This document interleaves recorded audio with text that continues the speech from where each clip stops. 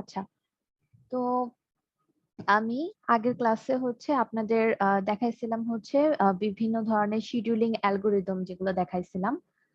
যদি একটু পিছিয়ে যাই, আমরা ফার্স্টে হচ্ছে ফার্স্ট কাম ফার্স্ট সার্ভ দেখছিলাম, দেন শর্টেস্ট জব ফার্স্ট দেখছিলাম, shortest remaining first job first দেখছিলাম, আর হচ্ছে রাউন্ড রবিন এগুলো দেখছিলাম।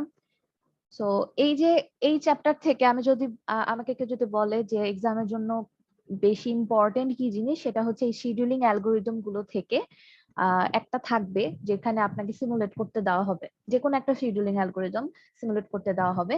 সো আমরা যাতে এটা খুব ভালো করে দেখি। তো এতটুকু হচ্ছে আমি আগের ক্লাসে দেখাই দিছি। এরপরে আসতেছে হচ্ছে আজকে ক্লাসটা শুরু হবে এখান থেকে। তো আগের ক্লাস তো কি করছি আমরা সবাই? জি ম্যাম। আচ্ছা, তো রাউন্ড রবিন শিডিউলিং তো আগের ক্লাসে আমরা দেখছি। ওইখানে টাইম কোয়ান্টাম নামে একটা জিনিস ছিল। টাইম কোয়ান্টামটা কি ছিল? ম্যাম ওই যে আমাদের একটা এই টাইমের মধ্যে হচ্ছে গিয়ে বুঝাইতে পারতেছি না, আচ্ছা আমি বলি, করতে দিলে পারবো। যেমন টাইম কোয়ান্টাম এখানে 4 ছিল, তার মানে হচ্ছে আমি যখন ধরেন একটা প্রসেসকে হচ্ছে এখানে দিলাম সিপিইউ কে, এটা কিন্তু সিঙ্গেল সিপিইউ সিস্টেমের জন্য আমরা দেখতেছি, জাস্ট একটা সিপিইউর জন্যই জব গুলা বা প্রসেস গুলা কিভাবে সিপিইউ পাবে সেই সেই জিনিসটা হচ্ছে আমরা গ্যান্ট চার্টের মাধ্যমে দেখতেছি। সো টাইম কোয়ান্টাম কি ছিল? টাইম কোয়ান্টাম ছিল হচ্ছে একটা প্রসেসকে যখন আমি আমার সিপিইউ অ্যালোকেট করব, সে ম্যাক্সিমাম কত টাইম পর্যন্ত চলতে পারবে। সো এখানে যেহেতু টাইম কোয়ান্টাম 4 ছিল, তাই একটা প্রসেস যেহেতু আমি এখানে দিয়েছিলাম, সেটা হচ্ছে 0 থেকে 4 পর্যন্ত চলতে পারবে। এরপরে অবশ্যই আমাকে অন্য কোনো প্রসেসকে নিয়ে আসতে হবে। দেখেন 0 থেকে 4 পর্যন্ত চলার পরে কিন্তু P1 এর বার্স্ট টাইম যেটা ছিল, বার্স্ট টাইম হচ্ছে আপনার কমপ্লিট হতে কত টাইম লাগবে, সেটা কিন্তু 8 ছিল। সো এখানে কিন্তু কমপ্লিট হয় নাই P1, কিন্তু তারপরও আমাকে অন্য প্রসেস নিয়ে আসতে হয়েছে। কারণ কি? কারণ হচ্ছে আমার টাইম কোয়ান্টামটা দেওয়া ছিল 4। এর বেশি হচ্ছে আমি আমার প্রসেসকে এক এক নাগাড়ে চলতে দিতে পারবো না। জিনিসটা এটা ছিল। তো এখন এখানে হচ্ছে বলছে যে টাইম কোয়ান্টাম যদি অনেক ছোট হয় বা অনেক বড় হয়, তখন অ্যাকচুয়ালি কি জিনিস হবে। তো এখানে ফার্স্টে দেখেন বলছে যে time quantum and context switch time.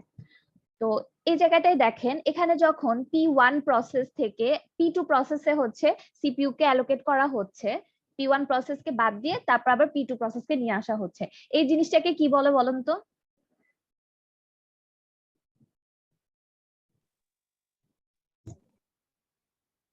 Ma'am বুঝি নাই কোশ্চেনটা, একবার P1 প্রসেসটা সিপিইউ তে বলবেন? চলতেছিল, P1 প্রসেসটা সিপিইউ তে চলতেছিল, হ্যাঁ। এখন আমরা 0 থেকে 4 টাইম পর্যন্ত, যেহেতু টাইম কোয়ান্টাম 4, P1 প্রসেসকে হচ্ছে সিপিইউ চালাচ্ছিল। এরপরে যেটা করছি আমরা, P1 কে বাদ দিয়ে আবার P2 প্রসেস হচ্ছে সিপিইউ চালাচ্ছে।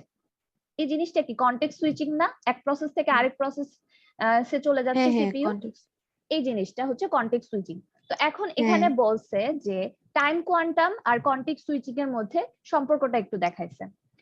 ধরেন আপনার একটা প্রসেস আছে যার বার্স্ট টাইম হচ্ছে 10, তার মানে 0 থেকে 10 টাইম পর্যন্ত হচ্ছে তার কমপ্লিট হতে টাইম লাগবে।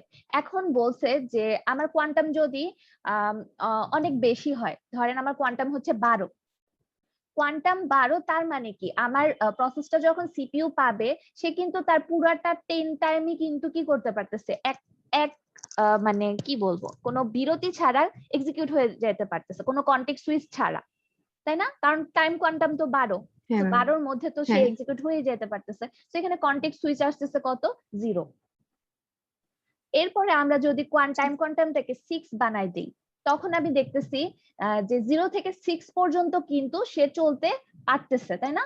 কিন্তু এরপরে যেহেতু টাইম কোয়ান্টাম তারপর 6, হচ্ছে কন্টেক্সট এতটুকু সুইচ হচ্ছে হবে। কনটেক্সট সুইচ হবে। সো এখানে কয়টা কনটেক্সট সুইচ লাগবে? হ্যাঁ একটা কনটেক্সট সুইচ লাগবে। আর এখানে ম্যাম একটা। যদি, হ্যাঁ, কোয়ান্টাম যদি 1 করে দেই আমি, তাহলে দেখা যাচ্ছে কি আমার কনটেক্সট সুইচ লাগতেছে 9টা কমপ্লিট হইতে। বুঝা গেছে এটা? হুম।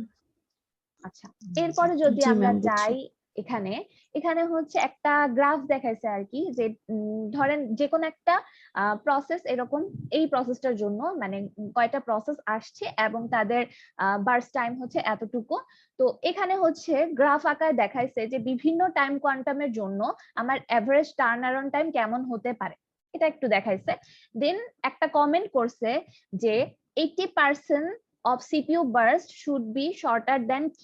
Q মানে কি, আমার হচ্ছে টাইম কোয়ান্টামটা।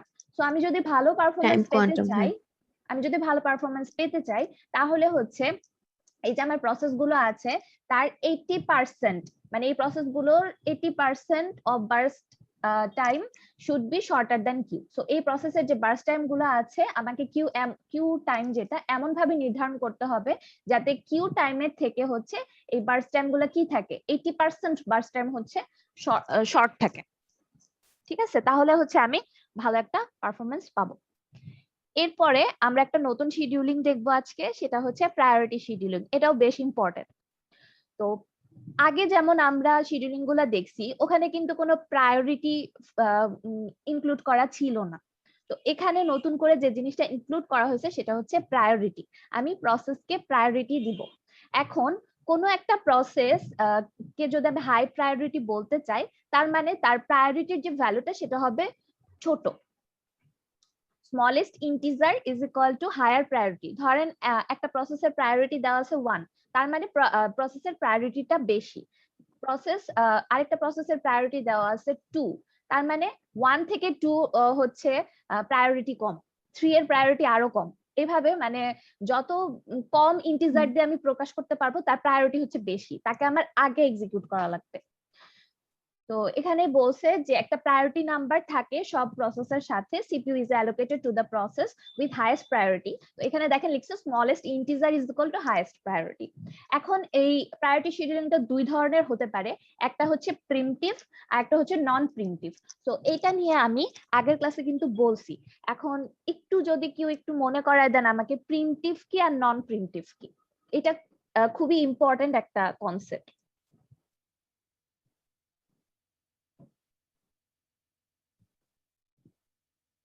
ম্যাম প্রিমিটিভস আর কোনটা বলছিলেন? ও হ্যাঁ, নন প্রিমিটিভ। হ্যাঁ, এটা হচ্ছে আমি বাংলা ভাষায় যদি একটু বলি তাহলে আমি আগের ক্লাসে বলছিলাম যে প্রিমিটিভ হচ্ছে আমি কেড়ে নিতে পারবো, আর নন প্রিমিটিভ হচ্ছে আমি কেড়ে নিতে পারবো না। তার মানে কি, যখন একটা প্রসেস হচ্ছে সিপিইউ পাবে, যেমন এই জিনিসটা যদি আমরা দেখি, একটা প্রসেস যখন সিপিইউ পাইছে আমি 4 সেকেন্ড পরে কি করছি, তার থেকে সিপিইউ কেড়ে নিছি, কেড়ে নিয়ে আরেকটা প্রসেসকে দিয়ে দিছি, কিন্তু এই প্রসেসটা কি শেষ হয়েছিল? শেষ কিন্তু হয় নাই, ওর কিন্তু 8 বার্স টাইম ছিল, ও শুধুমাত্র 4 টাইম হচ্ছে চলতে পারছে, তার আরো 4 টাইম হচ্ছে কি রিমেইনিং ছিল। কিন্তু তারপরও আমি কি করছি, তাকে তার থেকে আমি সিপিইউ কেড়ে নিছি, সে শেষ হওয়ার আগে আমি সিপিইউ কেড়ে নিছি। এই জিনিসটা হচ্ছে গিয়ে প্রিমিটিভ। বুঝতে পারছেন, আমি কেড়ে নিচ্ছি আর কি সিপিইউ তার কাছ থেকে। আর নন প্রিমিটিভ কি, নন প্রিমিটিভ হলে এখানে যে জিনিসটা হতো যে P1 শুরু হয়েছে, P1 8 টাইম পর্যন্ত চলবে, এর মাঝখানে আমি P1 কে সিপিইউ থেকে সরাতে পারবো না। এই জিনিসটা হচ্ছে নন প্রিমিটিভ। বুঝা গেছে?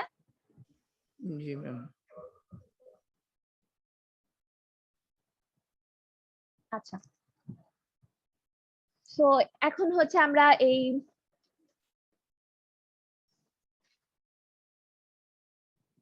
আচ্ছা, তো প্রিমিটিভ আর নন প্রিমিটিভ প্রায়োরিটি শিডিউলিং এর দুইটা ভার্সন আছে, প্রিমিটিভ আর নন প্রিমিটিভ। আর shortest job first is priority scheduling, where priority is the inverse of predicted next CPU burst time. So আমরা যখন শর্টেস্ট জব ফার্স্ট করছি তখন দেখছি আমরা যে ছোট যেগুলার হচ্ছে বার্স্ট টাইমটা ছোট সেগুলোকে আমরা আগে এক্সিকিউট করছি। সো এটাও এক ধরনের প্রায়োরিটি শিডিউলিং, যেখানে প্রায়োরিটিকে আমরা হচ্ছে inverse of the predicted next CPU burst time. So আমরা হচ্ছে যার বার্স্ট টাইম কম তাকে বেশি প্রায়োরিটি দিচ্ছি। সো বার্স্ট টাইমের ইনভার্স হিসেবে হচ্ছে ওখানে প্রায়োরিটিটা ক্যালকুলেট হচ্ছিল। আর এখানে যে প্রবলেমটা থাকে সেটা হচ্ছে স্টারভেশন। স্টারভেশন মানে হচ্ছে ধরেন একটা প্রসেস আছে, আমি একটু দেখাই স্টারভেশন মানে কি। ধরেন শর্টেস্ট জব ফার্স্টই ধরেন আমি ধরি, অথবা প্রায়োরিটি শিডিউলিং এ ধরলাম, যেহেতু আমরা শর্টেস্ট জব ফার্স্ট করে আসছি ওটাই অ্যাকচুয়ালি দেখাই। ধরেন একটা জব আছে যেটা হচ্ছে 10 হচ্ছে তার টাইম, মানে বার্স্ট টাইম হচ্ছে 10। এখন আরেকটা জব ধরেন এখানে আছে, সেটা হচ্ছে 2, ঠিক আছে। এরপরে 2 টাইম ধরেন এই জবটা, মানে যখন 10 বার্স্ট টাইমের জব আছে এবং 2 বার্স্ট টাইমের জব আছে, তো যেহেতু আমাদের শর্টেস্ট জব ফার্স্ট ছিল, তাহলে 2 বার্স্ট টাইমের যে জবটা সেটাই ফার্স্ট এক্সিকিউট হবে, তাই নাকি? জি ম্যাম। আচ্ছা, এটা এক্সিকিউট হইলো। তারপরে এখন আমার কি এই জবটা এক্সিকিউট হওয়া দরকার, কিন্তু দেখা যাচ্ছে কি যে এই 2 টাইম পরে আরেকটা জব চলে আসছে যেটার শর্টে, মানে যেটার বার্স্ট টাইম হচ্ছে ধরেন 3। তখন কিন্তু এ আর এক্সিকিউট হতে পারতেছে না, আবার ওই 3ই এক্সিকিউট, মানে যেই 3টা আসলো সেটা এক্সিকিউট হবে। আরেকটা প্রসেস আসলো যেটার টাইম হচ্ছে 1। এভাবে একটা প্রসেস শেষ হতে হতে না হতেই আরেকটা প্রসেস চলে আসতেছে, যেগুলার বার্স্ট টাইম হচ্ছে এই যে আমার ফার্স্টে যে প্রসেসটা ছিল সেটার থেকে কম আসতেছে।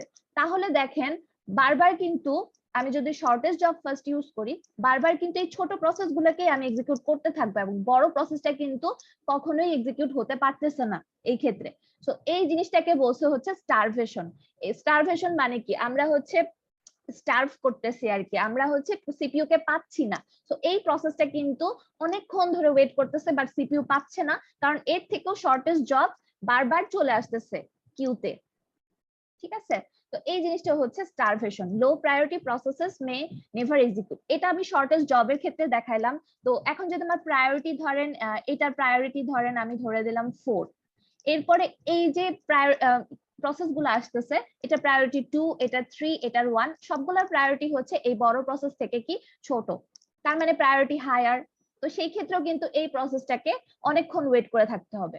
তো এই জিনিসটা হচ্ছে স্টারভেশন। প্রায়োরিটি শিডিউলিং আর শর্টেস্ট জব ফার্স্ট, এগুলাতে হচ্ছে স্টারভেশনের প্রবলেমটা চলে আসে। আচ্ছা, এরপরে হচ্ছে একটা সলিউশনের কথা বলছে যে ageing, as time progresses increase the priority of the process। তো এটা যেটা বলছে যে এটার একটা সলিউশন হতে পারে এইজিং। তার মানে কি, ফার্স্টে আমার ধরেন এই যে 10 যে ইয়াটা আমি দেখাইছি, 10 বার্স টাইম যে লাগে এবং তার প্রায়োরিটি আমি দেখাইছি 4। এখন যদি আমরা যত টাইম ইনক্রিজ করে করে যাবে একটা নির্দিষ্ট টাইম পর পর এটার প্রায়োরিটির ইয়াটাকে কমাই দিতে থাকি, ভ্যালুটাকে কমাই দিতে থাকি, তার মানে এটার প্রায়োরিটি বাড়তেছে আস্তে ধীরে। তো যত এজিং হবে তত প্রায়োরিটি যদি আমি বাড়াই দিতে পারি, তাহলে কিন্তু এই স্টারভেশনের প্রবলেমটাকে সলভ করা যায়। বাট আমরা যে এখন উদাহরণ দেখব সেখানে অ্যাকচুয়ালি এজিংটা আমরা ইউজ করব না। তো এটা হচ্ছে আমি করব, এটা হচ্ছে আমার সাথে সাথে আপনারা কিন্তু আমাকে একটু হেল্প করবেন। তো এখানে দেখেন এখানে কি বলছে, এখানে আপনার 5টা প্রসেস দেওয়া আছে, তাদের অ্যারাইভাল টাইম দেওয়া আছে এবং তাদের বার্স্ট টাইমও দেওয়া আছে। তো মানে কমপ্লিট হতে কত টাইম লাগবে, এবং দেখেন এখানে কিন্তু ইন্টিজার ওয়েতে একটা কি দেওয়া আছে, প্রায়োরিটি দেওয়া আছে সব প্রসেসের। এখন বলেন তো যে প্রায়োরিটি 1 মানে কি, প্রায়োরিটি বেশি, নাকি প্রায়োরিটি 3 মানে প্রায়োরিটি বেশি? প্রায়োরিটি 1 মানে প্রায়োরিটি বেশি। হ্যাঁ, প্রায়োরিটি 1 মানে হচ্ছে প্রায়োরিটি বেশি। হ্যাঁ, তো এখন আমরা ফার্স্টে ধরেন 0 থেকে স্টার্ট করব। 0 অ্যারাইভাল টাইম, মানে 0 টাইম লাইন থেকে আমি গ্যান্ট চার্টটা স্টার্ট করতেছি। এই 0 টাইমে আমার কয়টা প্রসেস আসছে? দুইটা। একটা হচ্ছে P1 আর P2। P2। আচ্ছা, এখন এই দুইটার মধ্যে আমি কোনটাকে এক্সিকিউট করব? P1 কে প্রায়োরিটি যেটা বেশি, P1 এর প্রায়োরিটি বেশি, হ্যাঁ P1 কে এক্সিকিউট করব। তো P1 এক্সিকিউট হতে তার বার্স্ট টাইম কত লাগবে? Burst time 4। হ্যাঁ, আর একটা জিনিস আমাকে অবশ্যই খেয়াল রাখতে হবে যে এই বার্স্ট টাইমের মধ্যে অন্য কোনো প্রসেস কি চলে আসছে কিনা।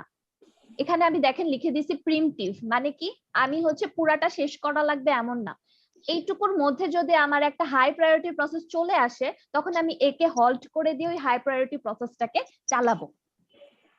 তো আমি ধরেন এখন P1 কে 1 টাইম হচ্ছে চালাইলাম, চালানোর পরে ওর আর রিমেইনিং বার্স্ট টাইম কত আছে? 3। এখন আমি দেখতেছি যে এই 1তম টাইমে আর কি কোনো প্রসেস আসছে? আসে নাই, তাহলে সমস্যা নাই, আমি আবার না আরেক টাইম তাকে চালাই দিলাম। এখন তার বার্স্ট টাইম হয়ে গেল রিমেইনিং বার্স্ট টাইম 2। ধরেন আমি এই যে 2 পর্যন্ত তাকে চালাই দিছি, 2 এর মধ্যেও কি কেউ আসছে? আসে নাই, তাহলে সমস্যা নাই। এখানে আমি না দেখতেছি ওর 4 টাইম লাগবে, এবং এই 0 থেকে 4 টাইমের মধ্যে কিন্তু আর কোনো প্রসেস আসে নাই, শুধুমাত্র P2 আসছে। বাট P2 এর যে প্রায়োরিটি সেটা হচ্ছে আমার প্রায়োরিটি থেকে কম, তাহলে আমি পুরাটা এক্সিকিউট করব P1 কে।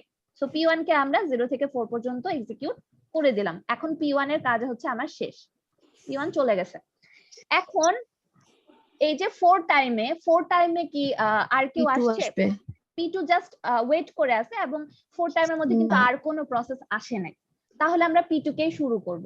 ধরেন P2 কে আমি এক টাইম দিলাম, এখানে 5 পর্যন্ত দিলাম, ঠিক আছে? 5 পর্যন্ত দিলে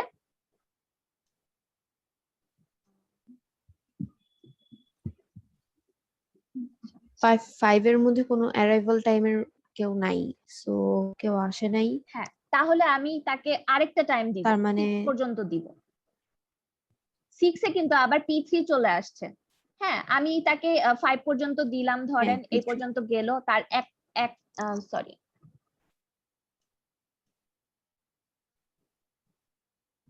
আচ্ছা, তো একে আমি 5 পর্যন্ত দিলাম, যখন চালাইলাম 1 টাইম এক্সিকিউট হইলো, তাহলে বাকি 2 টাইম আছে। এরপরে হচ্ছে তাকে দেখলাম যে 5 এ আর কেউ আসে নাই, সো 6 পর্যন্ত আমি তাকে এক্সিকিউট করে দিলাম এই পর্যন্ত। তো তার রিমেইনিং বার্স্ট টাইম কত? 1। ঠিক আছে, এরপর 1 আমি হ্যাঁ দেখবো যে 6 এ আর কি কেউ আসছে? P3 আর চলে আসছে, P3 P3 চলে চলে আসার আসছে, এবং পৃথির কারণে প্রায়োরিটি P3 কে কিন্তু দিব আমার থেকে বেশি, P2 থেকে কিন্তু পৃথির প্রায়োরিটি বেশি। হ্যাঁ তাই আমি P2 থেকে এক্সিকিউশন সিপিইউ কেড়ে নিব, কেড়ে নিয়ে P3 কে দিয়ে দিব। এখন দেখেন P3 এর কত হুম টাইম লাগবে? 7 টাইম লাগবে। এখন একটা জিনিস 7 দেখেন, P3 এর প্রায়োরিটি কিন্তু 1। হ্যাঁ, তো আমরা ধরেন P3 কে 6 থেকে 7 পর্যন্ত চালালাম 1 টাইম। এখন দেখেন যে এরপরে আসছে আমার P4 আর P5, এরা আসছে 11 আর 12 এ, ঠিক আছে? বাট দেখেন এদের প্রায়োরিটি কি আমার প্রায়োরিটি থেকে কম না বেশি? বেশি, প্রায়োরিটি কম কম। প্রায়োরিটি কম।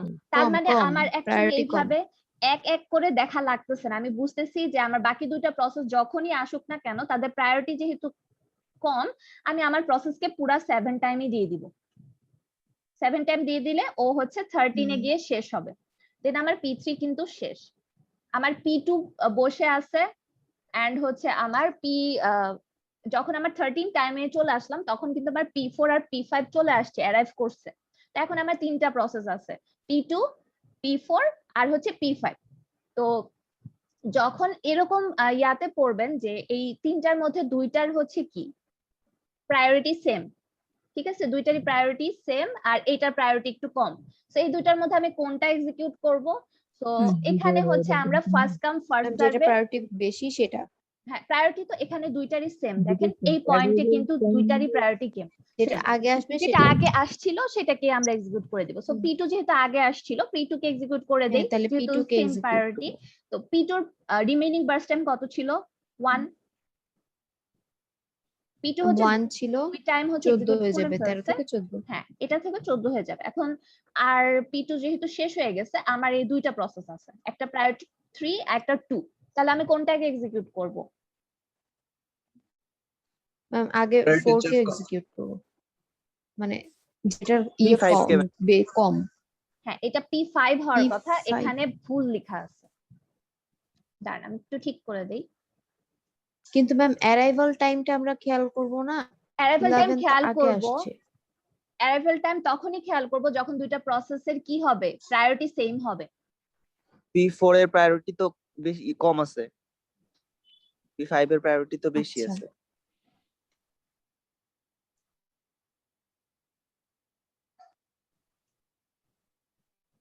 আচ্ছা, এখন দেখেন তো,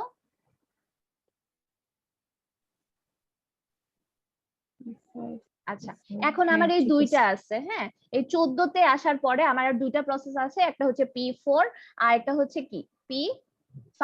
এখন কার প্রায়োরিটি হচ্ছে আমার কম, কারটা বেশি? P5 এর প্রায়োরিটি আমার কিন্তু বেশি, সো P5 হচ্ছে এক্সিকিউট হবে এবং তার বার্স্ট টাইম কত 2, তার মানে কি এই যে 14 থেকে 16 পর্যন্ত কিন্তু P5 এক্সিকিউট হবে, P5 শেষ। এখন যেহেতু আমার একটা প্রসেসই রিমেইনিং আছে P4, সো P4 হচ্ছে এখানে হচ্ছে 19 হবে,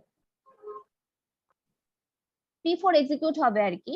P4 এক্সিকিউট হলে তার বার্স্ট টাইম যেহেতু 4, তাহলে এখানে 20 হবে আর কি। 20 হওয়া ঠিক উচিত না? করে- হ্যাঁ হ্যাঁ, এটা আমি ঠিক করে দিচ্ছি দাঁড়ান।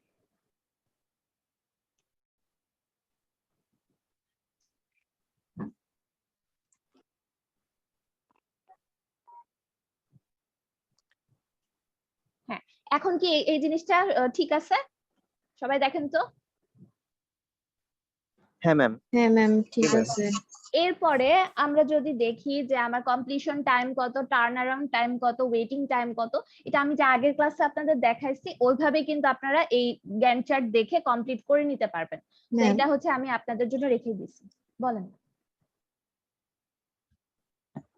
ম্যাম এই যে আমরা একদম শুরুতে যেটা করছি P1 আর হচ্ছে P3 এর ক্ষেত্রে হুম। আমরা P2 কে হচ্ছে গিয়ে আগে আনছি, হাফ করছি, মানে কন্টেক্ট টাইম সুইচিং এর মতো আর কি।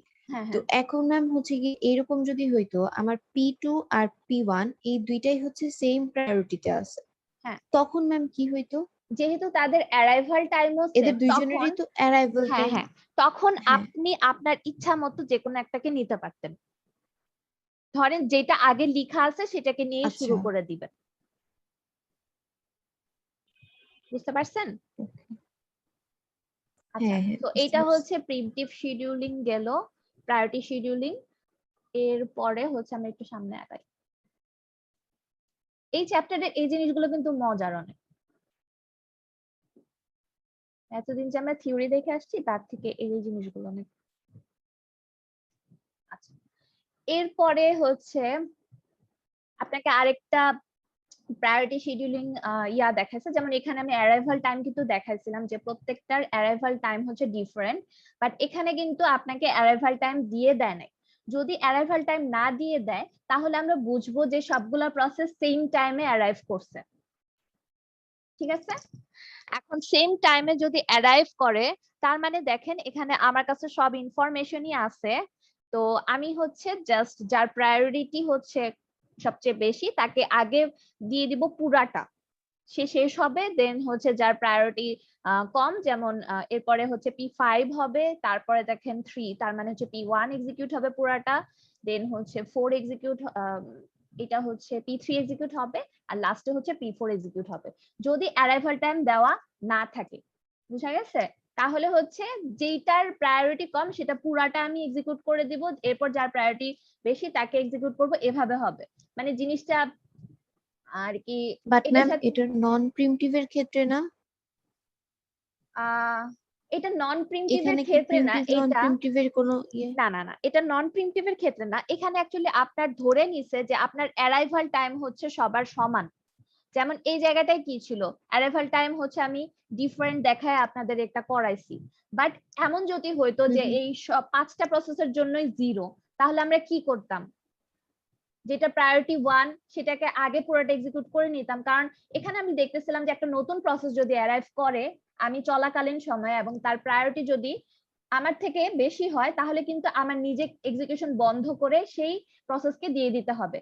বাট আমি যেহেতু শুরু থেকেই জানি যে আমার সবগুলা প্রসেসই অ্যাভেলেবল, আগে থেকেই জানি, তো নতুন কোনো প্রসেস আসতেছে না, এই প্রসেসগুলোর মধ্যে কে আগে চলবে না কে পরে চলবে সেটা কিন্তু আমি জাস্ট প্রায়োরিটি দেখেই বলে দিতে পারি। অনেক সময় আপনাকে অ্যারাইভাল টাইম দিয়ে দেয়, অনেক সময় অ্যারাইভাল টাইম দিয়ে দেয় না, তখন আপনাকে ধরে নিতে হবে যে সবগুলোর অ্যারাইভাল টাইম হচ্ছে সেম। এটাই হচ্ছে কথা। যেমন এখানে দুইটার অ্যারাইভাল টাইম সেম হলে আমরা কি করছিলাম, যেটা প্রায়োরিটি কম সেটাকে এক্সিকিউট করে দিচ্ছি না। বাট এখানে যে জিনিসটা ছিল যে আরো কিন্তু প্রসেস অ্যারাইভ করছে কিছু টাইম পর পর, এই জন্য আমাকে চেকে রাখা লাগছে যে নতুন কোনো প্রসেস যদি এই টাইমের মধ্যে চলে আসে সেটার প্রায়োরিটি কি আমার থেকে কম নাকি বেশি। বাট এখানে হচ্ছে যদি আপনাকে অ্যারাইভাল টাইম না দিয়ে দেওয়া থাকে তাহলে হচ্ছে আপনাকে জাস্ট এই প্রায়োরিটি দেখে পুরোটা কমপ্লিট করে দিলেই হয়ে যায়। বাট ম্যাক্সিমাম এক্সামের ক্ষেত্রে অ্যারাইভাল টাইমটা দিয়ে দেওয়া থাকে, যাতে অ্যারাইভাল টাইমটা দিয়ে দেওয়া থাকলে আমাদের একটু বেশি চিন্তা ভাবনা করতে হয়, বাট অ্যারাইভাল টাইম না দিয়ে দেওয়া থাকলে কি হয়, মানে যেভাবে প্রায়োরিটি দেওয়া আছে আমি ওভাবে কিন্তু পুরোটা করে ফেলতে পারতেছি। বুঝতে পারছি এটা? জি ম্যাম। জি ম্যাম। আচ্ছা ঠিক আছে। এরপরে হচ্ছে আমরা যে জিনিসটা আসবো সেখানে লেখা আছে হচ্ছে মাল্টি লেভেল কিউ। আচ্ছা, তো মাল্টি লেভেল কিউ বলতে আমরা কি বুঝি? এখানে যেমন আমাদের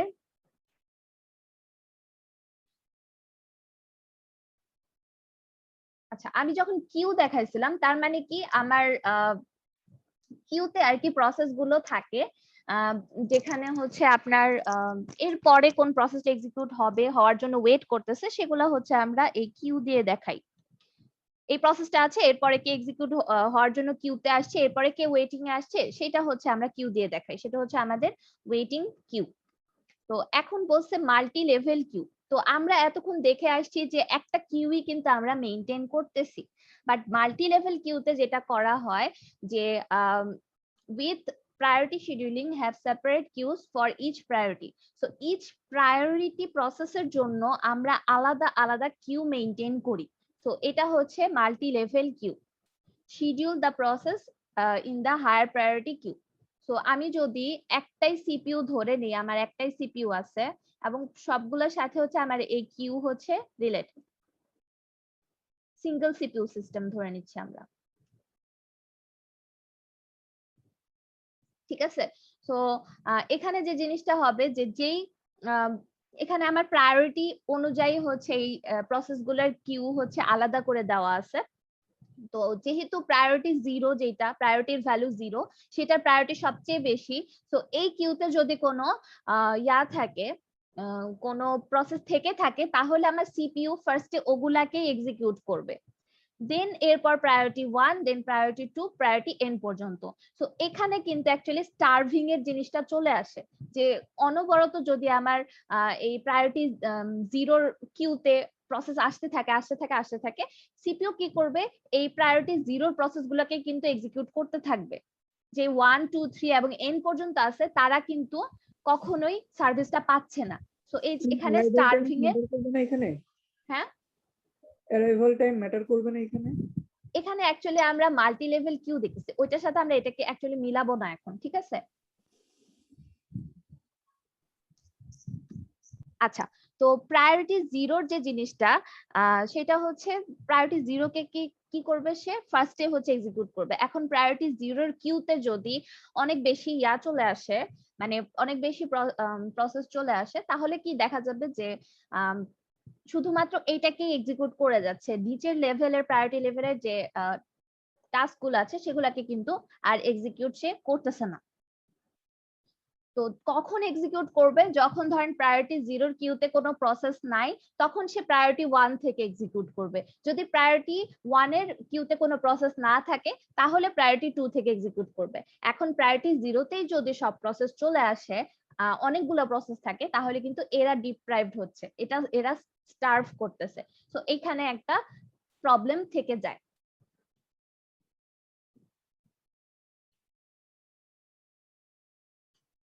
যদি আমরা মাল্টি লেভেল কিউ ইউজ করি, এরপরে যদি যাই আমরা, এখানে বলা হয়েছে যে প্রায়োরিটিটা অ্যাকচুয়ালি কিভাবে অ্যাসাইন করা হয়।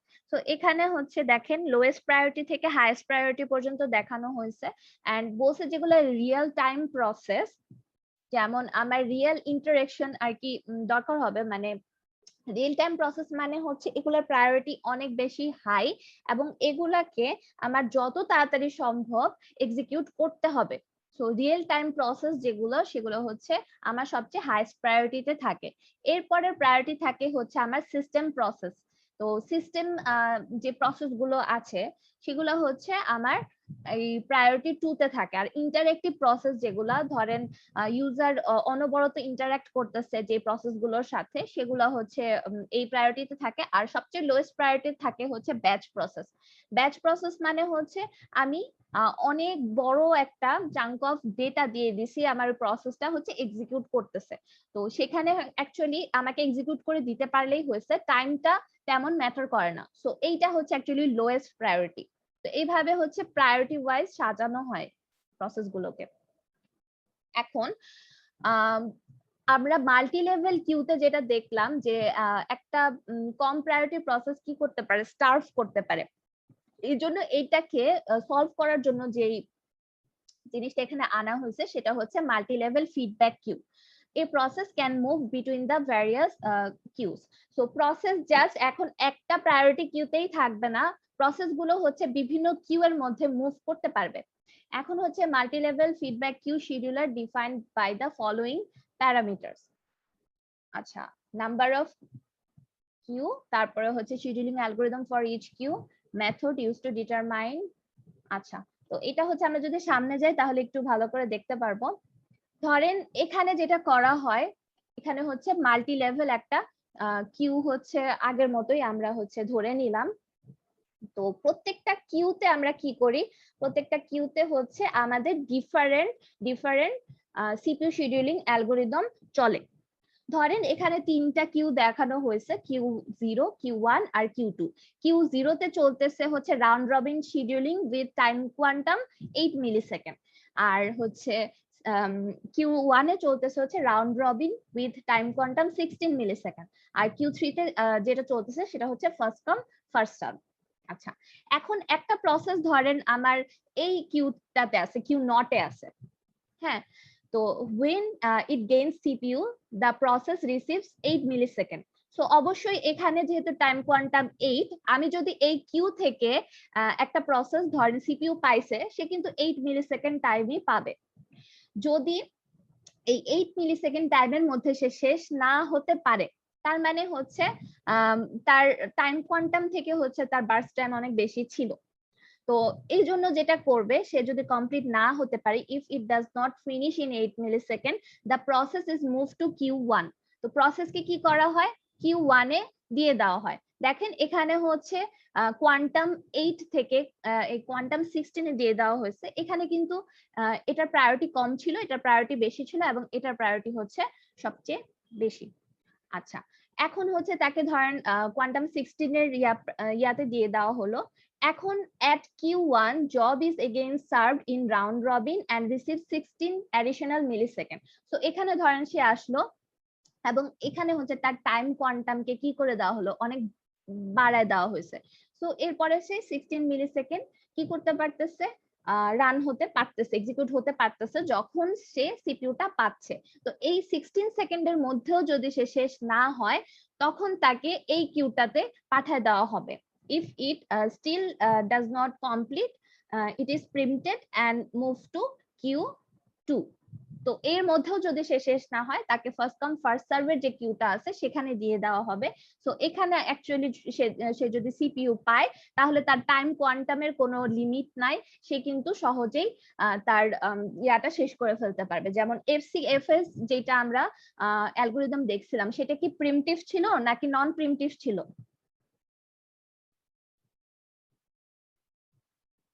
ফার্স্ট কাম ফার্স্ট সার্ভ, নন প্রিমিটিভ, এটা নন নন প্রিমিটিভ ছিল। কিন্তু এটা আমরা হচ্ছে একটা জব যখন শুরু করব, সেটা শেষ না হওয়া পর্যন্ত অন্য জবকে আর শুরু করতে পারবো না।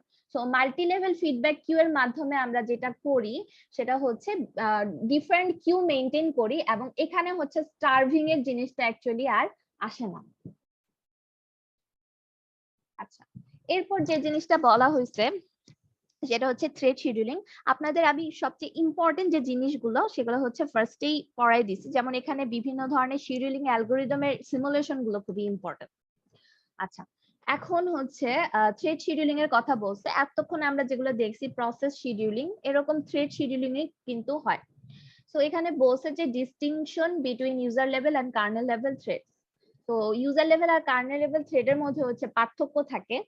when thread supported thread schedule not processes, যখন হচ্ছে আমার প্রসেসে থ্রেড থাকবে, হ্যাঁ আমার প্রসেসে হচ্ছে মাল্টিপল থ্রেড থাকবে, তখন অ্যাকচুয়ালি আমরা প্রসেস শিডিউল করি না, আমরা অ্যাকচুয়ালি করি থ্রেড শিডিউল। ঠিক আছে, প্রসেস শিডিউল করি না। তো many to one to many models thread library schedules user level threads to run on LWP। তো আমরা আগের ক্লাসে দেখছি যে ইউজার লেভেল থ্রেড আর কার্নেল লেভেল থ্রেডের মধ্যে বিভিন্ন যে রিলেশন গুলো আমরা দেখছি, সো একটা ইউজার লেভেল থ্রেড আর একটা কার্নেল লেভেল থ্রেডের মাঝখানের যে ইন্টারফেস বা ডাটা স্ট্রাকচার যেটা থাকে, যেটাকে আমরা ভার্চুয়াল প্রসেসর বলতে পারি, সেটা হচ্ছে লাইটওয়েট প্রসেস বা এলডব্লিউপি।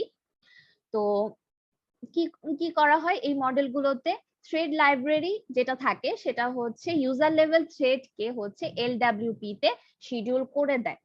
তো এইটা যেহেতু প্রসেসের মধ্যেই হয়, তো এইটাকে বলা হয় হচ্ছে process contention scope, since scheduling is completion is within the process, typically done via priority set by programmer. আর আরেকটা হচ্ছে সিস্টেম কন্টেনশন স্কোপ, যেখানে হচ্ছে kernel thread scheduled অনটু available CPU. তো ফার্স্টে কি হয় অ্যাকচুয়ালি, আপনার যে ইউজার লেভেল থ্রেডটা আছে সেটা হচ্ছে আর কার্নেল লেভেল যে থ্রেডটা আছে, এই দুইটা কিন্তু কানেক্টেড থাকে এলডব্লিউপি এর মাধ্যমে, লাইটওয়েট প্রসেস। ঠিক আছে, এরপরে এই প্রসেসের মধ্যে যে থ্রেড লাইব্রেরিটা থাকে সে কি করে, এই এলডব্লিউপি এর মধ্যে হচ্ছে এই থ্রেডটাকে শিডিউল করে দেয়, এটার মধ্যে হচ্ছে শিডিউল করে দেয়। এবং শিডিউল করে দিলে অ্যাকচুয়ালি বোঝায় যে সে অ্যাকচুয়ালি কখন কোন কার্নেলটাকে অ্যাকচুয়ালি পাচ্ছে তার সার্ভিস নেওয়ার জন্য। সো এইটা হচ্ছে, এইটুকু কাহিনীকে বলা হচ্ছে প্রসেস কন্টেনশন স্কোপ। আরেকটা হচ্ছে আমার যে কার্নেল ধরেন আমি পেয়ে গেলাম, হ্যাঁ, কার্নেল পেয়ে যাওয়ার পরে এই কার্নেল থ্রেড মানে কার্নেল থ্রেডটা যে আছে সে সিপিইউ পাবে কি পাবে না সেইটা শিডিউল করার জিনিসটা হচ্ছে system contention scope. Kernel thread schedule onto available CPU is system contention scope, completion among all threads in the system. তো এই যে আমি ইউজার লেভেল থ্রেড কে এলডব্লিউপি তে শিডিউল করতেছি, এটা হচ্ছে আমার প্রসেস কন্টেনশন স্কোপ। আর এই যে আমার কার্নেল থ্রেডটা যেটা আছে, তার মানে হচ্ছে আমি একটা ইউজার থ্রেডকে কার্নেল থ্রেডে শিডিউল করে দিচ্ছি, এবং এই কার্নেল থ্রেডটা শিডিউলিং এর মাধ্যমে কি করতেছে, সিপিইউ পাচ্ছে। সো সিপিইউ যখন সে পাবে তখন অ্যাকচুয়ালি আমার এই ইউজার থ্রেডটা এই কার্নেল সিপিইউর মধ্যে চলবে। সো এখানে হচ্ছে একটু স্টেপ বাই স্টেপ কাজ করা লাগে।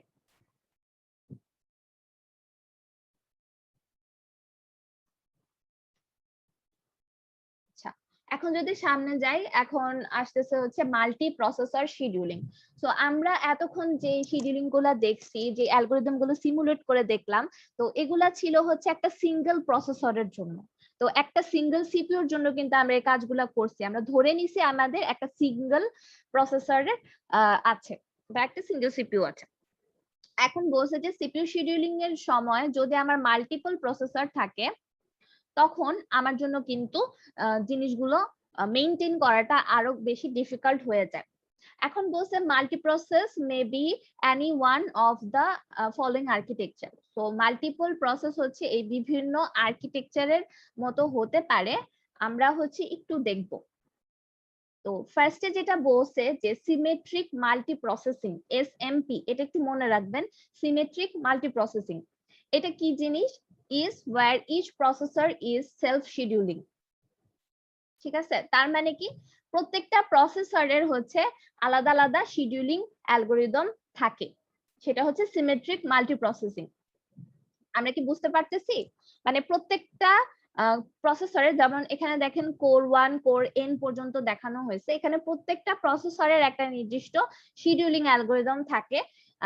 যেভাবে আমরা দেখলাম হচ্ছে জাস্ট একটা সিপিইউ শিডিউলিং এর জন্য যে আমরা একটা প্রসেসর বা একটা সিপিইউ দিয়ে দেখলাম, এখানে প্রত্যেকটার জন্য আলাদা আলাদা কি থাকে, শিডিউলিং অ্যালগোরিদম থাকে। এরপরে বলছে যে এটা হচ্ছে দুই ভাবে করা যায়, এখানে চিত্রও দেখানো হয়েছে যে all threads may be in a common ready queue. তো আমার যে থ্রেড গুলাকে অ্যাকচুয়ালি আমার কি করা লাগবে, শিডিউল করা লাগবে, এই থ্রেড গুলো একটা কমন কিউতে থাকে, এবং এই কিউ থেকেই হচ্ছে আমার প্রত্যেকটা কোর হচ্ছে কি নেয়, প্রসেস গুলোকে নেয়। এটা হচ্ছে কমন রেডি কিউ এর কথা বলা হয়েছে। এরপর আরেকটা আছে হচ্ছে each processor may have its own private queue of threads। এখন এমনও হতে পারে যে একটা কমন থ্রেড না থেকে প্রত্যেকটা প্রসেসরের জন্য আলাদা আলাদা কি এই থ্রেডের আছে, থ্রেডের কিউ আছে। সো এখান থেকে জাস্ট ওই নিবে, এখান থেকে ও নিবে, এন্ড এখান থেকে ও দিবে। বাট এখানে হচ্ছে সব থ্রেডকে একটা কিউতে রাখা হয়েছে, এবং এখান থেকে হচ্ছে যার যার শিডিউলিং অনুযায়ী হচ্ছে সে একটা প্রসেস থ্রেডকে নিতে পারবে। আচ্ছা, এখন হচ্ছে মাল্টি কোর প্রসেসর দেখানো হয়েছে। রিসেন্টলি যেটা করা হচ্ছে যে আমার একটা প্রসেসরের মধ্যে হচ্ছে বিভিন্ন কোর থাকে, ঠিক আছে? এটা হচ্ছে আমাদের ফাস্টার যে এক্সিকিউশন এটার জন্য ইউজ করা হয়। Recent trend to place multiple processor cores on same physical chip. So একটা ধরেন প্রসেসর চিপের মধ্যে হচ্ছে আমার কয়েকটা কোর রাখা হয়, যেমন আমরা কোর i5 বা কোর i7 দেখতেছি, 5 থেকে 7 এর কোর সংখ্যা বেশি অ্যাকচুয়ালি চিপে। তো এখানে হচ্ছে ওইটা বলছে যে মাল্টিপল থ্রেডস পার কোর অলসো গ্রোয়িং। এখন হচ্ছে প্রত্যেক মানে কোরের মধ্যে হচ্ছে মাল্টিপল থ্রেড ইউজ করা হয়। মানে মাল্টিপল থ্রেড হচ্ছে আমি এক একটা থ্রেডে যদি এক একটা কোরে যদি এক একটা থ্রেড চালাই দেই তাহলে অবশ্যই আমার এক্সিকিউশন টাইমটা কিন্তু কম লাগবে। বাট এখানে যেটা বলছে যে ধরেন আমার একটা কোরের মধ্যে হচ্ছে ধরেন একটা থ্রেড চলতেছে, থ্রেডটা কম্পিউট হতে আমার যে টাইমটা লাগে সে যদি কোনো মেমোরি অ্যাক্সেস করে, অবশ্যই আমরা যখন কোনো একটা কোড চালাই তখন আমাদের মেমোরি অ্যাক্সেস করার দরকার হয়। তো মেমোরি অ্যাক্সেসের যে টাইমটা সেটার সেই সময় কিন্তু তার এক্সিকিউশনটা হল্ট হয়ে থাকে। তো এখানে দেখেন দুইটা সাইকেল দেখানো হয়েছে, একটা হচ্ছে কম্পিউট সাইকেল আর একটা হচ্ছে মেমোরি স্টল সাইকেল। এতটুক টাইমের মধ্যে সে কম্পিউট হবে আর এতটুক টাইমের মধ্যে হচ্ছে সে মেমোরি থেকে ডেটা আনার জন্য বা মেমোরি অ্যাক্সেসের জন্য কি করবে, বসে থাকবে হল্ট হয়ে। তো এই জিনিসটা দেখা দেয়। তো মেইনলি কি হয় আমাদের যে মানে কোরের যে স্পিডটা আছে সেটার থেকে হচ্ছে আমার মেমোরি অ্যাক্সেসের যে স্পিডটা সেটা কিন্তু মেমোরি অ্যাক্সেসের স্পিডটা কম হয়, যার কারণে হচ্ছে আমি যখন কম্পিউট করতে যাই তো একটা থ্রেডকে ধরেন আমি কম্পিউট করতেছি, এক্সিকিউট করতেছি, এখন কিছু টাইমের জন্য আমার কম্পিউট করা লাগে, এরপরে যদি আমার মেমোরি অ্যাক্সেস করা লাগে তো ওই টাইমটাতে কিন্তু আমাকে স্টল হয়ে বসে থাকা লাগে। তো এই জন্য যেটা করছে যে প্রত্যেকটা কোরে হচ্ছে আমরা একের বেশি হার্ডওয়্যার থ্রেড দিব। হার্ডওয়্যার থ্রেড বলতে এটাই বোঝানো হয়েছে যে আমার কোর যখন একটা থ্রেডকে এক্সিকিউট করতেছে বা একটা কাজকে এক্সিকিউট করতেছে, এরপরে যদি এরকম কোনো কিছু হয় যে আমার মেমোরির জন্য ওয়েট করা লাগতেছে, তখন আমি কি করব, আমার কোরটা সুইচ করে আরেকটা থ্রেডে চলে যাবে এবং তাকে এক্সিকিউট করবে, এবং সে যখন মেমোরির জন্য মেমোরি অ্যাক্সেসের জন্য কাজ করবে তখন কি হবে, আবার থ্রেড জিরোতে আমি ব্যাক করব।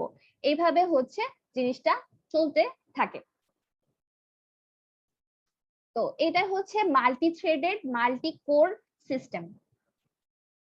তো এখানে দেখানো হয়েছে যে আমার একটা প্রসেসর আছে, প্রসেসরের মধ্যে ধরেন 4টা কোর আছে, প্রত্যেকটা কোরের মধ্যে হচ্ছে 2টা করে হার্ডওয়্যার থ্রেড আছে, যে এরকম হার্ডওয়্যার থ্রেড আছে। তো এইটা করলে এগুলা কিন্তু অ্যাকচুয়ালি আমার সিপিইউ না, যে ভিতরে যে হার্ডওয়্যার থ্রেড গুলো আছে এগুলো কিন্তু আমার সিপিইউ না, এগুলো হচ্ছে আমার লজিক্যাল সিপিইউ আর কি। তো এইটাকে আমার অপারেটিং সিস্টেম অ্যাকচুয়ালি যেইভাবে দেখে যে হ্যাঁ এখানে 1 2 3 4 5 6 7 8 8টা সেপারেট সিপিইউ আছে, মানে লজিক্যাল সিপিইউ আছে, এটা হচ্ছে অপারেটিং সিস্টেম এভাবে দেখে। তো এখানে দেখেন কি বলছে, chip multi threading CMT assigns each core multiple hardware threads.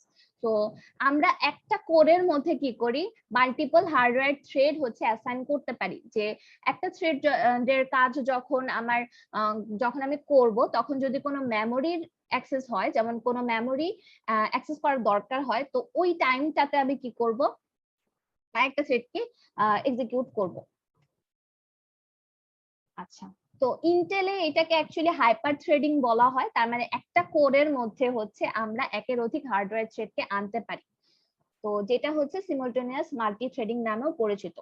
তো এখানে বলছে অনেক কোয়াড মানে হচ্ছে 4 quad core system with 2 hardware threads per core, the operating system sees 8 logical processors। যেহেতু যদিও এখানে 8টা প্রসেসর নাই, বাট আমরা যে থ্রেডিং গুলো করছি তার মাধ্যমে আমার অপারেটিং সিস্টেম অ্যাকচুয়ালি দেখতেছে যে এখানে 8টা ডিফারেন্ট সিপিইউ লজিক্যাল প্রসেসর আছে। আচ্ছা, এখন বলছে যে মাল্টি থ্রেডেড মাল্টি কোর সিস্টেমে ধরেন এখানে আমার অনেকগুলো সফটওয়্যার থ্রেড আছে, ঠিক আছে। আর এখানে হচ্ছে ধরেন আমার প্রসেসিং কোরটা আছে, আর এখানে ধরেন আমার প্রত্যেকটা প্রসেসিং কোরে হচ্ছে 2টা হার্ডওয়্যার থ্রেড আছে। এখন আমি যে আমার থ্রেড গুলোকে প্রসেসিং করে অ্যাকচুয়ালি ইনভলভ করব বা এক্সিকিউট করব, সেটার জন্য আমার 2টা লেভেলের মধ্যে দিয়ে যাওয়া লাগে। ফার্স্ট লেভেলে হচ্ছে আমার দেখা লাগে যে আমি হচ্ছে কোন হার্ডওয়্যার কোরে হচ্ছে আমার মানে আমার হার্ডওয়্যার থ্রেডে হচ্ছে আমার সফটওয়্যার থ্রেডটাকে অ্যাসাইন করব। The operating system decide which software thread to run on a logical CPU. So এগুলো হচ্ছে আমার লজিক্যাল সিপিইউ। তো আমি আমার সফটওয়্যার থ্রেডটাকে কোন লজিক্যাল সিপিইউ তে অ্যাসাইন করব সেটা হচ্ছে লেভেল 1 এ ডিসাইড করা হয়। আর লেভেল 2 তে যেটা ডিসাইড করা হয় যে how each core decides which hardware thread to run on physical core. আর লেভেল 2 তে যেটা করা হয়, যেমন এখানে আমার হার্ডওয়্যার থ্রেড তো 2টা ছিল, হয়তো বা এখান থেকে কোনো একটা থ্রেড হচ্ছে এই থ্রেডের সাথে কানেক্টেড হয়েছে, বাট আমার যে প্রসেসিং কোডটা আছে সেটা তো এট এ টাইম একটাকেই চালাতে পারবে, একটা থ্রেডকেই মানে চালাতে পারবে। সো এই 2টা থ্রেডের মধ্যে আমি কোন থ্রেডটাকে অ্যাকচুয়ালি প্রসেসিং কোড দিব, তো সেইটা হচ্ছে এই লেভেল 2 তে ডিসাইড হয়। আচ্ছা, তো এখন হচ্ছে মাল্টিপল প্রসেসর শিডিউলিং এর ক্ষেত্রে লোড ব্যালেন্সিংটা অনেক ইম্পর্টেন্ট জিনিস। যেমন এখানে যদি আমরা দেখি যে ধরেন কোর 1 এর ক্ষেত্রে হচ্ছে অনেক বেশি প্রসেস কোর 1 এর জন্য কিউতে দাঁড়ায় গেছে, কোর 2 তে আবার অনেক কম প্রসেস আছে, কোর 3 তে আবার অনেক বেশি প্রসেস আছে। তো এই জন্য কি হয়, লোডের মধ্যে তাদের লোডের মধ্যে হচ্ছে একটা ইমব্যালেন্স ক্রিয়েট হয়। সো তাদের লোডের মধ্যে যে ব্যালেন্সিংটা ক্রিয়েট করব সেটা হচ্ছে আমার জন্য ইম্পর্টেন্ট যখন আমার মাল্টিপল প্রসেসর থাকে। তো এর জন্য হচ্ছে 2টা মেকানিজম আছে, এটা একটু দেখবেন, এটা একটু ইম্পর্টেন্ট। সেটা হচ্ছে পুশ মাইগ্রেশন আর হচ্ছে পুল মাইগ্রেশন। পুশ মাইগ্রেশনে কি বলছে, periodic task checks load on each processor and found pushes task from overloaded CPU to other CPU. ধরেন আপনার একটা অপারেটিং সিস্টেমে একটা টাস্ক কি করবে, সে সব সময় হচ্ছে তদারকি করবে যে কোন কোরের কিউতে বেশি আছে, ওভারলোডেড কিউ আছে, সে তখন ওখান থেকে কিছু একটা টাস্ককে নিয়ে যার কম লোড আছে তাকে অ্যাসাইন করে দিবে। এটা একটা উপায়, যেটাকে বলা হয় হচ্ছে পুশ মাইগ্রেশন। আরেকটা হচ্ছে পুল মাইগ্রেশন। পুশ মানে কি, একজনের কাছ থেকে নিয়ে আমি আরেকজনকে দিয়ে দিলাম, এটা আমার অপারেটিং সিস্টেমের কাজ। বাট আরেকটা হতে পারে পুল মাইগ্রেশন। পুল মানে কি, আমার যে প্রসেসর গুলো আইডেল অবস্থায় পড়ে আছে তারা অ্যাকচুয়ালি চেক করে দেখে যে তারা অন্য কোনো বিজি প্রসেসর থেকে কোনো টাস্ককে নিয়ে আসতে পারবে কিনা, কারণ সে তো আইডেল পড়ে আছে, সে যদি এটা করতে পারে তাহলে কিন্তু আমাদের লোড ব্যালেন্সিংটা কমে যাবে, মানে লোডটা কমে যাবে, সবার যে মধ্যে যে ইমব্যালেন্সটা ছিল সেটা কমে যাবে। তো idol processor pools waiting task from busy processor, এটা হচ্ছে পুল মাইগ্রেশন। আচ্ছা, এখন আরেকটা টার্ম আসছে, সেটা হচ্ছে মাল্টিপল প্রসেসর শিডিউলিং এর ক্ষেত্রে হচ্ছে প্রসেসর অ্যাফিনিটি। এটা একটু আমরা দেখি যে when a thread has been running on one processor, যখন একটা থ্রেড একটা প্রসেসরে চলতেছিল, the cache contents of that processor stores the memory accessed by the thread. তো ক্যাশে নিয়ে তো আমরা জানি না, ক্যাশে কি কাজ করে?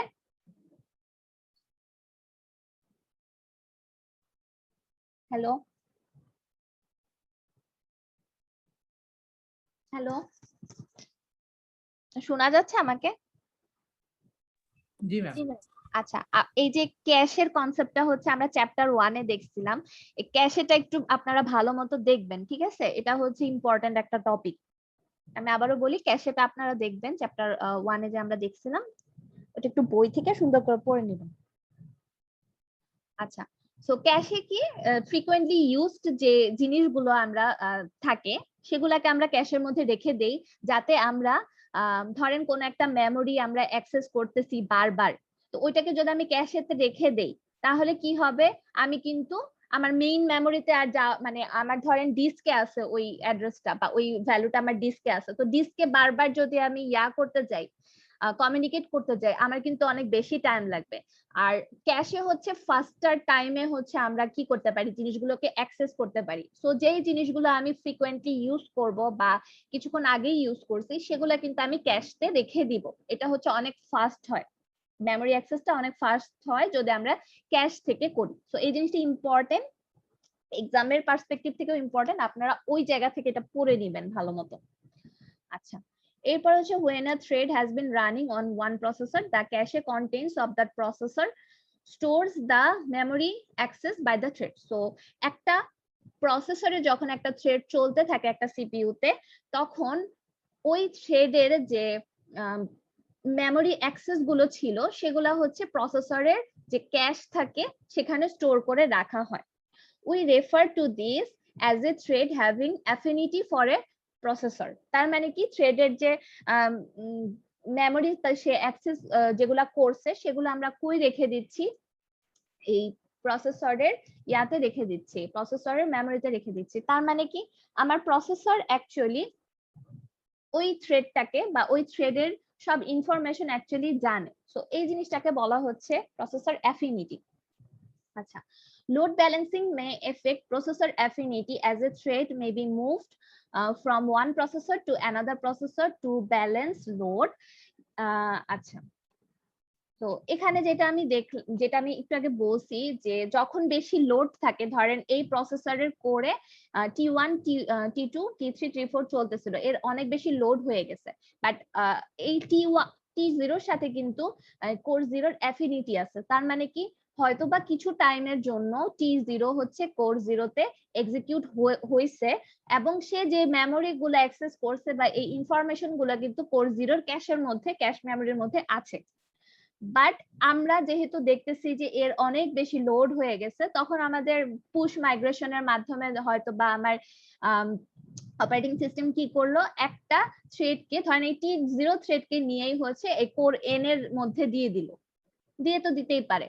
যদি দেয় তাহলে অ্যাফিনিটি গুলো কিন্তু হারায় যাইতেছে। তার মানে সে যে এক্সিকিউট করছে তার ফ্রিকোয়েন্ট যে মেমোরি অ্যাক্সেস গুলো সেগুলো হচ্ছে আমার কোর 0 এর ক্যাশের মধ্যে ছিল, সেগুলা কিন্তু এখন আর অ্যাক্সেস করা যাচ্ছে না। আচ্ছা, তো এইটাই বলছে যে load balancing may affect processor affinity as a thread may be moved from one processor to another to balance load, yet the thread loses the contents of what it had in the cache of the processor it was moved off. So যখন আমি ইয়া করে দিচ্ছি একটা প্রসেসকে, একটা প্রসেসরের Q থেকে অন্য প্রসেসরের কিউতে নিয়ে যাচ্ছি, তখন সে কিন্তু তার এই ইনফরমেশন গুলো হচ্ছে প্রসেসরের ক্যাশ থেকে হারায় যায়। আচ্ছা, এখন অ্যাফিনিটি দুই ধরনের বলা হয়েছে, একটা হচ্ছে সফট অ্যাফিনিটি আর একটা হচ্ছে হার্ড অ্যাফিনিটি। তো সফট অ্যাফিনিটিতে কি বলা হয়েছে, the operating system attempts to keep a thread running on the same processor but not guarantee. Soft affinity হচ্ছে অপারেটিং সিস্টেম অ্যাকচুয়ালি ট্রাই করে যে যে থ্রেডটা যে প্রসেসরে রান করতেছে সেখানে অ্যাকচুয়ালি রান করতে দিবে, বাট গ্যারান্টি দিতে পারে না। আর হার্ড অ্যাফিনিটি যেটা, সেটা হচ্ছে allows a process to specify a set of processor it may run on. তো আমরা প্রসেসকেই একটা পাওয়ার দিয়ে দেই যে স্পেসিফাই করে দিবে যে আমি আমার প্রসেসটা কোন কোন প্রসেসরে স্পেসিফিক্যালি রান করতে চাই। তো এটা হচ্ছে হার্ড অ্যাফিনিটি। আচ্ছা, এখন যদি আমরা দেখি রিয়েল টাইম সিপিইউ শিডিউলিং, তো রিয়েল টাইম সিপিইউ শিডিউলিং হচ্ছে আমার একটা প্রসেস যদি আসে, আমাকে খুবই অল্প সময়ের মধ্যে সেটাকে অবশ্যই রেসপন্স করতে হবে বা এক্সিকিউট করতে হবে, সেটা হচ্ছে রিয়েল টাইম শিডিউলিং। তো দুই ধরনের হচ্ছে শিডিউলিং থাকে, একটা হচ্ছে সফট রিয়েল টাইম আর একটা হচ্ছে hard real time. Soft real time হচ্ছে critical real time task have the highest priority but no guarantee as to when the task will be scheduled. তো যাদের হাইয়েস্ট প্রায়োরিটি আছে, ঠিক আছে, তাদেরকে হচ্ছে আমি শিডিউল করব, বাট অ্যাকচুয়ালি তাদেরকে আমি হায়ার প্রায়োরিটি দিব, টাইম সেনসিটিভ টাস্ক আমি হায়ার প্রায়োরিটি দিব, বাট আমি গ্যারান্টি দিতে পারতেছি না যে টাস্কগুলো কখন অ্যাকচুয়ালি শিডিউল হবে।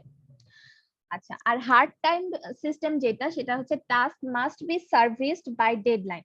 তো হার্ড রিয়েল টাইম সিস্টেমে হচ্ছে আমাদের একটা ডেডলাইন দেওয়া থাকে, আমার প্রসেসের জন্য একটা ডেডলাইন দেওয়া থাকে এবং আমাকে অবশ্যই সেই ডেডলাইনের আগে কাজটাকে শেষ করে ফেলতে হবে। সেটা হচ্ছে হার্ড রিয়েল টাইম সিস্টেম। আর সফটের মধ্যে হচ্ছে হ্যাঁ, আমি তাকে বেশি প্রায়োরিটি দিয়ে রাখবো, বাট আমি অ্যাকচুয়ালি বলতে পারতেছি না যে আমি কখন তাকে শিডিউল করতে পারবো, কারণ আমার যে অন্য যে প্রসেস গুলো আসবে সেগুলোরও কিন্তু আবার প্রায়োরিটি হাই হতে পারে। বাট হার্ড রিয়েল টাইম সিস্টেমে আমরা যেটা করি যে অবশ্যই তার একটা ডেডলাইন দেওয়া আছে টাস্কের, ওই ডেডলাইনের মধ্যে কিন্তু টাস্কটাকে শেষ করতে হবে। আচ্ছা, এরপরে একটা কথা বলছে যেটা হচ্ছে ইভেন্ট ল্যাটেন্সি। তো ডিসপ্যাচ ল্যাটেন্সি যে জিনিসটা সেটা আমরা আগের ক্লাসেই দেখে আসছি যে আমার ধরেন একটা প্রসেস চলতেছিল একটা সিপিইউ তে, তো কনটেক্সট সুইচ হইতে আমার যে টাইমটা লাগে সেটা হচ্ছে ডিসপ্যাচ ল্যাটেন্সি। আপনারা যদি আগের ক্লাসটা একটু দেখে আসেন তাহলে হচ্ছে এই জিনিসটা বুঝতে পারবেন। আরেকটা এখানে বলছে ইন্টারাপ্ট ল্যাটেন্সি। ধরেন কোন একটা প্রসেস চলতেছে, এরপর হচ্ছে তার ইনপুট আউটপুটের দরকার হলো, তো সে একটা ইন্টারাপ্ট ক্রিয়েট করবে যেটাকে হ্যান্ডেল করা লাগবে অপারেটিং সিস্টেমের। তো এই যে একটা ইভেন্ট ক্রিয়েট হইলো, হ্যাঁ, আর ইভেন্টটাকে হচ্ছে real time system response to এই ইভেন্টে হচ্ছে আবার অপারেটিং সিস্টেম যে রেসপন্স করলো, এই টাইমের এদের মধ্যে পার্থক্য হচ্ছে ইভেন্ট ল্যাটেন্সি। আচ্ছা, এখন ইন্টারাপ্ট কি? ইন্টারাপ্ট হচ্ছে ধরেন ইনপুট আউটপুটের জন্য কেউ ওয়েট করতেছে বা কারো প্রোগ্রামে ডিভিশন বাই 0 হয়ে গেছে, একটা এক্সেপশন দেখা দিছে, তখন কি করবে, তারা একটা ইন্টারাপ্ট কল করে এবং অপারেটিং সিস্টেমকে কি করতে হয়, সেটাকে রিজলভ করতে হয়। তো এই রিজলভ করার মাঝখানের যে টাইমটা সেটা হচ্ছে ইন্টারাপ্ট ল্যাটেন্সি। তো এখানে হচ্ছে চিত্র দিয়ে দেখাইছে যে একটা টাস্ক রানিং ছিল, সে একটা ইন্টারাপ্ট ক্রিয়েট করছে, দেন ইন্টারাপ্টেড ধরেন অপারেটিং সিস্টেম ডিটারমাইন করবে, দেন কনটেক্সট সুইচ করবে, এইটুকু টাইমের যে জিনিসটা সেটা হচ্ছে ইন্টারাপ্ট ল্যাটেন্সি। আচ্ছা, এরপর ডিসপ্যাচ ল্যাটেন্সির কথা আর কি বলছে, এটা হচ্ছে আমরা ফার্স্টেই দেখে আসছি। আচ্ছা, তো conflict phase of dispatch latency. তো ডিসপ্যাচ ল্যাটেন্সির ক্ষেত্রে হচ্ছে মানে কনফ্লিক্ট হলে হচ্ছে আমার ডিসপ্যাচারটা কাজ করবে, যেমন preemption of any process running in kernel mode. Preemption মানে হচ্ছে আমরা এক্সিকিউশন অ্যাকচুয়ালি কেড়ে নিচ্ছি, তো এইটা হলে অ্যাকচুয়ালি কনফ্লিক্ট ফেজের মধ্যে হচ্ছে এগুলা পড়ে। আর দেন হচ্ছে release by low priority process of resources needed by high priority processes. তো লো প্রায়োরিটি প্রসেস ধরেন একটা রিসোর্সকে বা একটা ধরেন সিপিইউ যদি আমি বলি যে সিপিইউ কে করে আছে, অ্যাক্সেস করতেছে, এখন একটা হাই প্রায়োরিটি প্রসেস যদি আসে তাহলে আমাকে কি করা লাগবে, লো প্রায়োরিটি প্রসেসটা থেকে এক্সিকিউশন হচ্ছে নিয়ে নিতে হবে বা রিসোর্সটা নিয়ে নিতে হবে। সো এগুলো হচ্ছে গিয়ে কিছু কনফ্লিক্টের কথা আর কি বলছে। সো এই ধরনের জিনিসপত্র হলে অবশ্যই আমাকে কনটেক্সট সুইচ করতে হয়, আর কনটেক্সট সুইচের ক্ষেত্রে যে টাইমটা লাগে সেটাই হচ্ছে মানে প্রসেস কন্ট্রোল ব্লকে হচ্ছে সেভ করা এন্ড লোড করা এবং নতুন প্রসেস শুরু করে দেওয়া, এটা হচ্ছে ডিসপ্যাচ ল্যাটেন্সি, যেটা আমি আগের ক্লাসে ডিটেইলসে বলে দিছি। সো এইটাই। আর হচ্ছে এখন হচ্ছে প্রায়োরিটি বেস শিডিউলিং, আমরা আজকে আর 2টা শিডিউলিং দেখে শেষ করে দিব।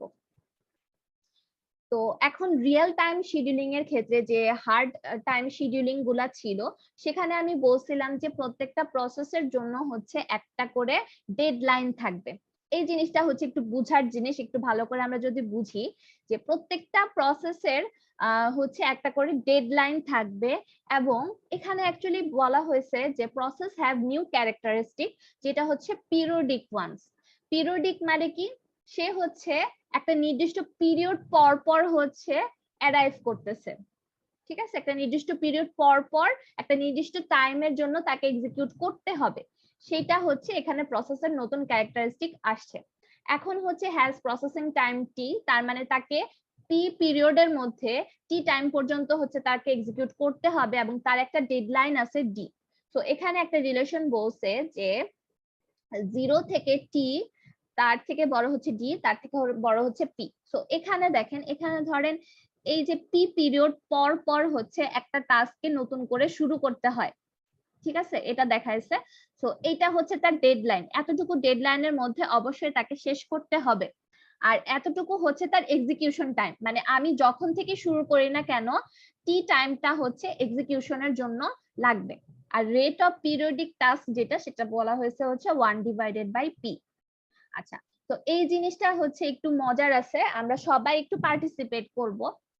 তো এখানে ধরেন আমার হচ্ছে অনেকগুলো প্রসেস দেওয়া আছে, মানে 2টা প্রসেসই ধরেন দেওয়া আছে, একটা হচ্ছে P1 আর একটা হচ্ছে P2। এখন প্রসেসের যে প্রসেসিং টাইমটা সেটা বলা হয়েছে যে P1 নেয় হচ্ছে 20 unit of time R P2 নেয় হচ্ছে 35 ইউনিট অফ টাইম। তো রেট মনোটোনিক শিডিউলিং যেটা, সেখানে আমরা কি করি, এটা কিন্তু আমরা হার্ড রিয়েল টাইম শিডিউলিং এর একটা দেখাচ্ছি, উদাহরণ দেখাচ্ছি। সো এখানে দেখেন বলছে যে priority is assigned based on inverse office period. তার মানে যে কাজের যে পিরিয়ডটা থাকবে সেই পিরিয়ডের ইনভার্স হবে হচ্ছে তার প্রায়োরিটি। তার মানে shorter period means higher priority and longer periods mean lower priority. এখানে যেমন P1 এর পিরিয়ড দেখতেছি আমরা 50 আর এখানে P2 এর পিরিয়ড দেখতেছি হচ্ছে আমরা 100। তার মানে কার প্রায়োরিটি বেশি হবে বলেন তো? এটা আমরা সবাই মিলে করব এখন। জি ম্যাম, P1 এর বেশি হবে কারণ P1 এর বেশি হবে কারণ হচ্ছে P1 এর পিরিয়ড হচ্ছে কম। এরপরে হচ্ছে প্রসেসিং টাইম। প্রসেসিং টাইম মানে হচ্ছে ধরেন বার্স্ট টাইমে যদি আমরা বলি যে এই যে আমার ইন্টারভেলটা পিরিয়ডটা, এই পিরিয়ডের মধ্যে হচ্ছে তাকে অবশ্যই 20 ইউনিট অফ টাইম এক্সিকিউট করতে হবে আমাকে, ঠিক আছে? তো এখানে আমি ওগুলাই লিখে দিছি। এখন ধরেন আমরা স্টার্ট করি। যেমন ফার্স্টে হচ্ছে 0 থেকে যদি স্টার্ট করি, ফার্স্টে যেটা আমাদের লিখে নিতে হবে যে আমাদের পিরিয়ড গুলো মানে কোন কত টাইমের পর পর আমাকে আবার নতুন ভাবে P1 কে শুরু করতে হবে, এগুলো আমরা দেখবো। সো P1 এর পিরিয়ড কি আছে বলেন তো? পিরিয়ড আছে 50 ম্যাম। 50। তার মানে P1 হচ্ছে এই 50 তে আবার রিনিউ হবে, কারণ এখানে P1 দেওয়া আছে। এরপরে 100তে গিয়ে P1 আর P2 দুইটাই রিনিউ হবে, কারণ হচ্ছে এই যে আরো 50 পিরিয়ড পরে হচ্ছে P1 কিন্তু আবার অ্যারাইভ করছে। আর P2 এর গিয়া কত ছিল, পিরিয়ড কত ছিল? 100 ম্যাম। 100। তাহলে হচ্ছে P2 কিন্তু এই 100 এ গিয়ে হচ্ছে আবার অ্যারাইভ করতেছে। তার মানে 100 এ গিয়ে এই দুইটাই অ্যারাইভ করতেছে। এরপর আবার দেখেন আরো 50 পরে আবার P1 অ্যারাইভ করবে, আবার আরো 50 পরে P1 P2 একসাথে অ্যারাইভ করবে। এতটুকু আমরা দেখলাম। এখন ধরেন আমার প্রায়োরিটি কার বেশি, এখানে P1 আর P2 দুইটাই কিন্তু আসতেছে, মানে P2 হচ্ছে এই টাইমের মধ্যে এক্সিকিউট হইতে হবে, এটা তার পিরিয়ড, আর P1 এর পিরিয়ড হচ্ছে এইটা। তাহলে এতটুকু টাইমের মধ্যে কিন্তু আমার P1 আর P2 দুইটাই কিন্তু এখানে মানে অলরেডি এক্সিস্ট করতেছে। বাট আমি কাকে আগে এক্সিকিউট করব বলেন তো? P1 কে। P1 কে, কারণ হচ্ছে P1 এর প্রায়োরিটি বেশি, P1 এর পিরিয়ড যেহেতু কম, P1 এর প্রায়োরিটি বেশি, তাই আমি P1 কে হচ্ছে 20 সেকেন্ড হচ্ছে এক্সিকিউট করে ফেললাম। এখন P1 এই যে এই দাগটা আছে P1 এর পিরিয়ড, এর মধ্যে আর এক্সিকিউট হতে পারবে না, কারণ তার যে এক্সিকিউশন টাইমটা ছিল সেই প্রসেসিং টাইমের মধ্যে হচ্ছে আমি তাকে এক্সিকিউট করে ফেলছি। এরপর এই পিরিয়ডে আর সে এক্সিকিউট হতে পারবে না, সে হচ্ছে নতুন পিরিয়ডে এক্সিকিউট হতে পারবে। আচ্ছা, তো P1 এর কাজ শেষ। এখন যেহেতু আমার P2 আছে, তো P2 কে আমি এক্সিকিউট করব। P2 এর কত টাইম লাগবে? P2 35 লাগবে। 35 লাগবে। সো আমি ধরেন এই পর্যন্ত 20 30 40 50 এ পর্যন্ত হচ্ছে 30 হইলো, 30 টাইম হচ্ছে আমি P2 কে দিলাম। বাট এই পয়েন্টে দেখেন P1 আবার অ্যারাইভ করে ফেলছে না? জি ম্যাম। এখন আমার কাছে P1 আর P2 দুইটাই আছে।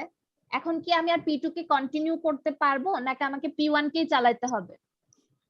P1 কে চালাতে হবে। কারণ হচ্ছে P1 এর কিন্তু প্রায়োরিটি অনেক বেশি। তো আমি আবার P1 কে এই যে 20 সেকেন্ড হচ্ছে চালায় দিলাম, এই পর্যন্ত P1 শেষ হলো। P1 কিন্তু এই পয়েন্টের আগে আর এক্সিকিউট হবে না। বাট P2 এর কিন্তু আমরা এখনো পিরিয়ড পর্যন্ত পৌঁছাই নাই।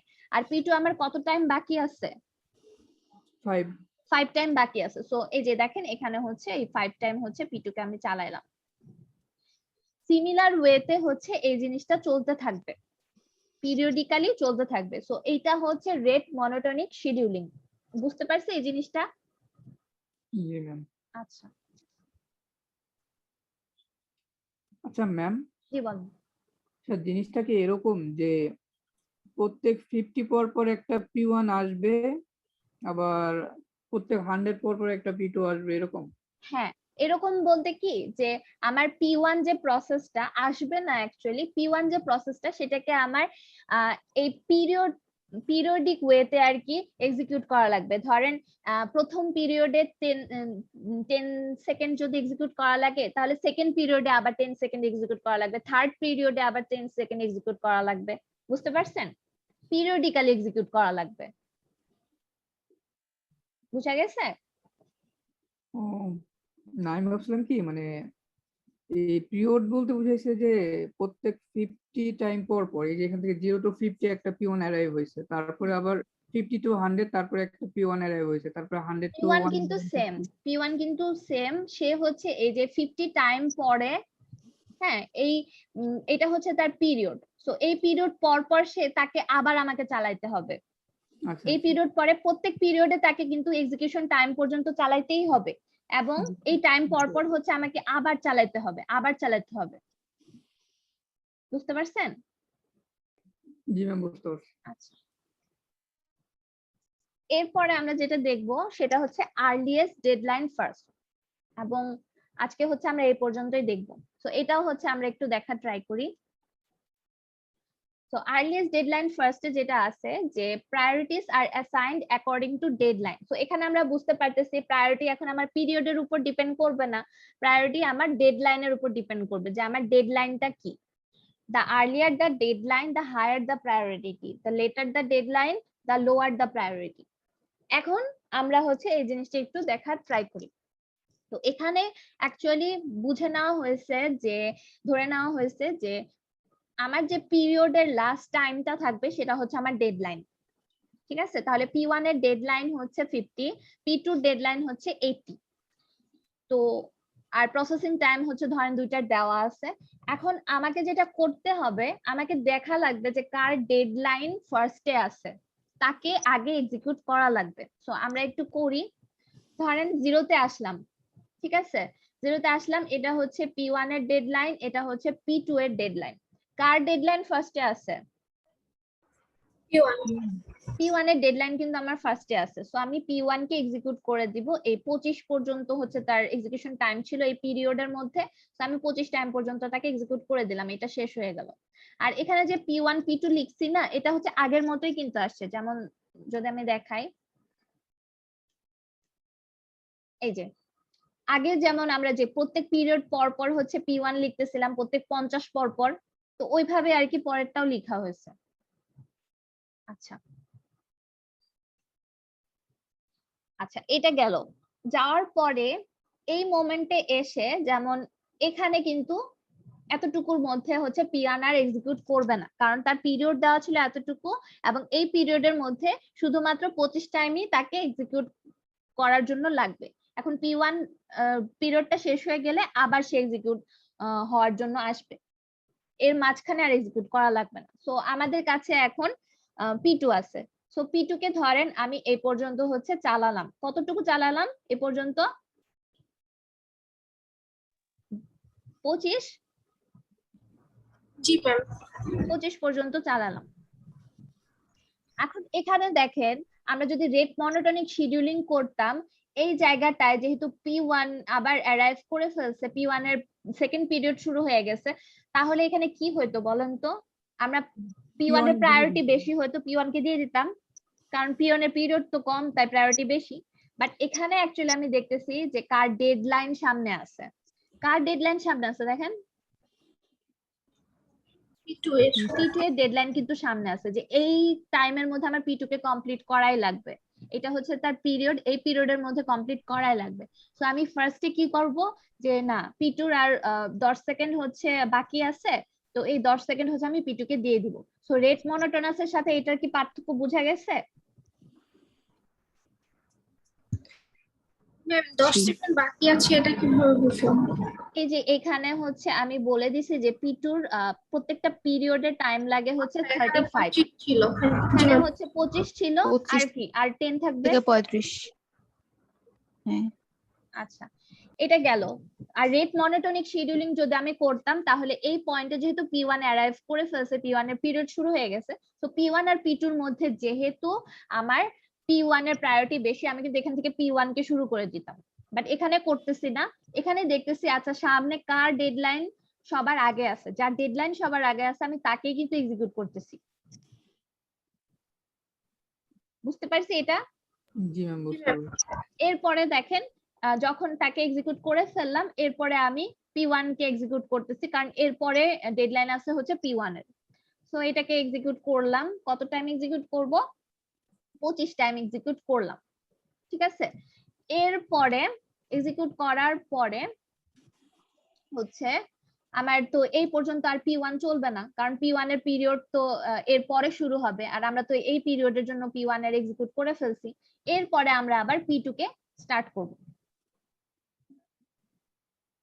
ঠিক আছে, P2 কে স্টার্ট করব। P2 ধরেন এতটুকু টাইম চললো, ঠিক আছে, এতটুকু টাইম ধরেন P2 চললো, চলার পরে এখানে আবার P1 চলে আসছে।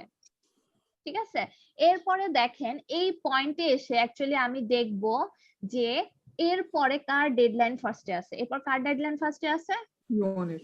P1 এর। তাহলে এই পয়েন্টে কিন্তু আমার P1 কেই চালাতে হবে সবার ফার্স্টে, তারপরে P2 কে, কারণ P2 ডেডলাইন হচ্ছে P1 এর পরে আছে। তো এই যে P1 আর P2 এর যে পয়েন্ট গুলো যে আমি দিচ্ছি, এটা আমি কিভাবে দিচ্ছি বলেন তো? এই পয়েন্ট গুলো যে দিচ্ছি ম্যাম এগুলো তো পিরিয়ডের থেকে না? পিরিয়ড দেখে দিচ্ছি, যেমন এখানে হচ্ছে 50, মানে 50 এ P1, দেন আবার 50 পরে P1, আবার 50 পরে P1, আর এটা যেহেতু 80, তার মানে এই যে প্রথম থেকে 80 তে P2, আবার পরের 80 তে P2। ঠিক আছে, কিন্তু এভাবে হচ্ছে আমরা ডেডলাইন, কার ডেডলাইন আগে আছে না পরে আছে, এভাবে দেখে দেখে কাজটা করে ফেলতে পারি। বুঝা গেছে এটা? এই দুইটা বুঝা গেছে? এই দুইটা কিন্তু ইম্পর্টেন্ট। জি ম্যাম, বুঝতে পারছি। ম্যাম গত যেটা দেখলাম, এর আগে একটু যেটা পড়লেন ওটার মাঝখানে যে গ্যাপ গুলো ছিল ম্যাম, ওই যে এই পিরিয়ডের কারণে মেবি। হ্যাঁ হ্যাঁ, কারণ এই পিরিয়ডের জন্য ধরেন এটা হচ্ছে ওর পিরিয়ড ছিল, P1 এর পিরিয়ড ছিল হচ্ছে এখান থেকে এই পর্যন্ত, তো এইটুকুর মধ্যে তার কত টাইম এক্সিকিউট করা লাগবে? 50 টাইম। সরি, P1 এর হচ্ছে 20 টাইম এক্সিকিউট করা লাগবে, 20 টাইম তো এক্সিকিউট করেই ফেলছে, তাহলে কি আমার এই পিরিয়ডে আর তাকে চালানোর দরকার আছে? না না। আর P2 এর জন্য দেখেন P2 কিন্তু এই ডেডলাইনের আগে এক্সিকিউট করেই ফেলছে, তাই গ্যাপটা হয়েছে, যে এখানে অ্যাকচুয়ালি কাউকে এক্সিকিউট করার দরকার নেই, কারণ এরা যেহেতু পিরিয়ডিক, তো প্রথম পিরিয়ডে যদি ওর যতটুকু কাজ ছিল সেটা আমি শেষ করে দিতে পারি, নেক্সট পিরিয়ড শুরু হইলে আমি আবার তার কাজ করব। বুঝতে পারছেন এটা? জি ম্যাম। আচ্ছা, তো আজকের হচ্ছে এই পর্যন্তই। আর বাকি কিছু জিনিসপত্র আছে, সেগুলো হচ্ছে আমি নেক্সটে যেদিন আপনাদের সাথে আমার ক্লাস হবে 26 তারিখ, ওদিন হচ্ছে সিটি নেওয়ার পরে আমি হচ্ছে হালকা একটু দেখাই দেব, ওখানে খুব বেশি কিছু নাই। তো মেইন জিনিস হচ্ছে এই পর্যন্ত যদি আপনারা দেখেন তাহলে এই পর্যন্ত হচ্ছে অনেক বেশি ইম্পর্টেন্ট। আচ্ছা, এখন আমি আপনাদের আরেকটা কথা বলি যে চ্যাপ্টার 1 নাকি 2, হ্যাঁ 2 তে আমি আপনাদের একটা ইম্পর্টেন্ট টপিকের কথা বলি, সেটা হচ্ছে আমরা বিভিন্ন ধরনের স্ট্রাকচার পড়ছিলাম না, কার্নেলের নাম কি মনে আছে? Monolithic kernel, micro kernel, modular, layered, নাম মনে আছে?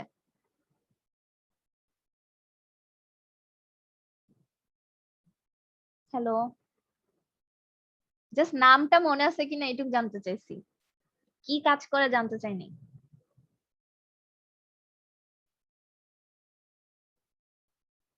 হ্যালো, আমার কথা কি শোনা যাচ্ছে? জি ম্যাম শোনা যাচ্ছে। আচ্ছা, এই জিনিসগুলো কি আমাদের নাম মনে আছে? আমরা চ্যাপ্টার 2 তে বিভিন্ন ধরনের কার্নেলের স্ট্রাকচার পড়ছিলাম, monolithic kernel, micro kernel, layered approach, আর হচ্ছে মডিউলার কার্নেল। এইটা কিন্তু এই টপিকটা ইম্পর্টেন্ট আপনাদের জন্য, সো আমার পরে মনে থাকবে কিনা এজন্য হচ্ছে আমি আগেই বলে দিলাম আপনাদের যে এটা একটু বই থেকে এই স্ট্রাকচার গুলো একটু ভালো করে পড়বেন, এবং কোনটার সাথে কোনটার ডিফারেন্স কি, কোনটার সাথে কোনটার রিলেশন কি, এই জিনিসটা কিন্তু মোস্ট ইম্পর্টেন্ট। তো একটু সবাই মনে রাখবেন এটা। Okay ma'am. আচ্ছা, তো আজকে আমি আর পড়াচ্ছি না।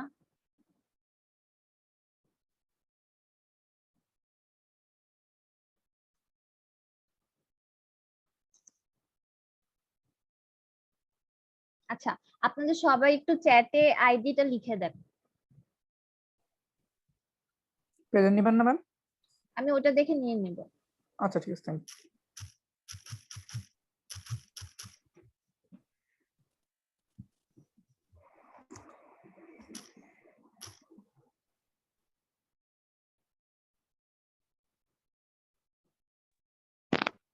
ম্যাম জি ম্যাম অ্যাটেন্ডেন্স দিছেন, আমি একটু ডিসকানেক্ট হয়ে গেছিলাম। আপনি আপনার আইডিটা চ্যাটে দিয়ে দেন, ওভাবে নিচ্ছি।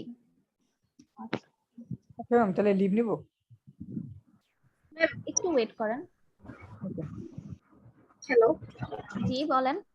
ম্যাম 119 ওর কারেন্ট চলে গেছে, ও ডিসকানেক্ট হয়ে গেছে এখন। আইডিটা একটু লিখে দেন তাহলে।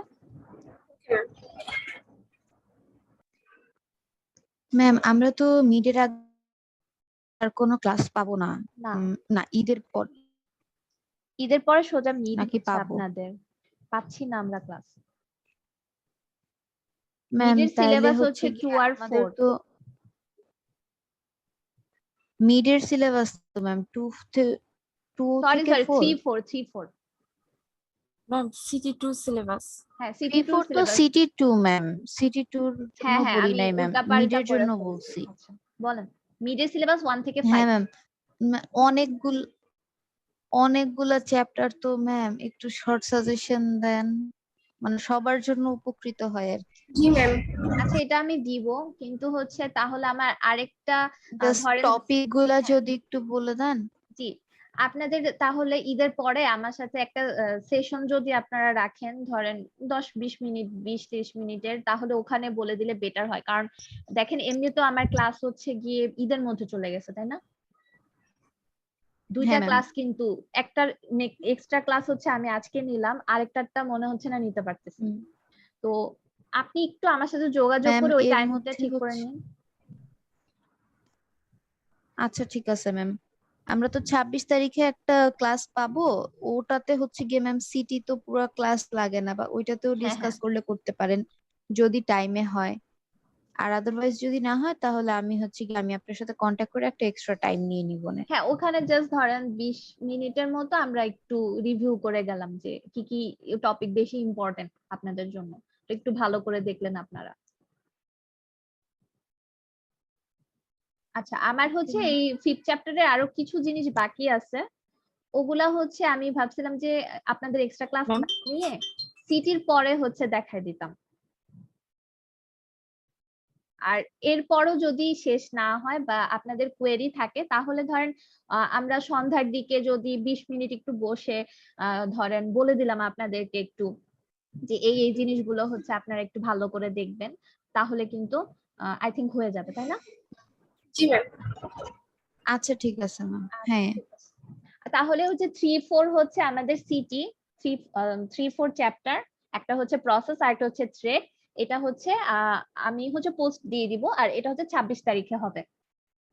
তো সিটি টুর কোশ্চেন আপনারা একটু ভালো করে পড়বেন। আমি হচ্ছে যা যা ইম্পর্টেন্ট বলে পড়াইছি সেগুলাই হচ্ছে বেশি ইম্পর্টেন্ট। আর আমি সিটি টুর কোশ্চেন হচ্ছে আপনাদের একটু ইজি করার ট্রাই করবো। আমি চাই আপনারা অনেক মার্কস তুলেন সিটি টুতে, ঠিক আছে? ম্যাম সিটি 2 তে গিয়ে ফাইল আপলোড দিবেন? খুব সম্ভবত না, এখনো কোশ্চেন করি নাই তো বলা যাচ্ছে না, বাট খুব সম্ভবত দিবেন। আচ্ছা তাহলে সামনে তো ঈদ, আমি একটু সবাই তো ইয়া দিয়ে দিছেন, আইডি দিয়ে দিছেন, আমি হচ্ছে রেকর্ডিংটা অফ করে দেই।